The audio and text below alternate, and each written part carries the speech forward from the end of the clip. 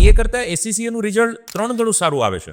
તો એસસીસીએ એટલું બધું સહેલું છે? એકચ્યુઅલીમાં સહેલા કે અઘરાની વાત જોવા જઈએ તો Right. A student to student very કરે. Yes. બીજી વસ્તુ, ક્યાંક અમુક પોઈન્ટ્સમાં તમે જોવા જાઓ તો એસીસીએ સહેલું જ છે. બરાબર. પેપર સહેલા કાઢે છે એવું નથી, પણ એમની સિસ્ટમ જ આખી અલગ છે. રાઈટ. ફર્સ્ટ તમે સમજો, એસીસીની અંદર ફ્લેક્સિબિલિટી છે. મતલબ તમારી પ્રિપરેશન 2 મહિનામાં થઈ હોય તો તમારે 2 મહિનામાં એક્ઝામ આપી દેવાની. બરાબર. પણ જો તમે થોડા બિલો એવરેજ કે એવરેજ સ્ટુડન્ટ છો અને તમારે 3 મહિના લાગે છે, 4 મહિના લાગે છે, તો 4 મહિના પછી તમારી exam.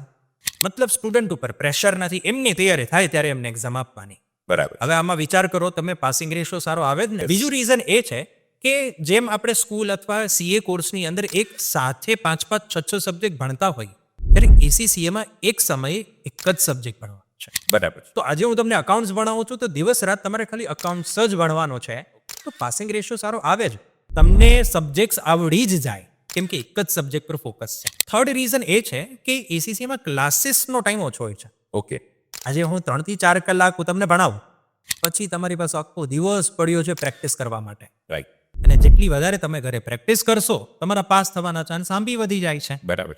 So ACC allows you કે તમે ઘરે શાંતિથી પ્રેક્ટિસ કરો. સો આ 3 રીઝનના લીધે એસીસીનો પાસિંગ રેશિયો વધારે આવે છે.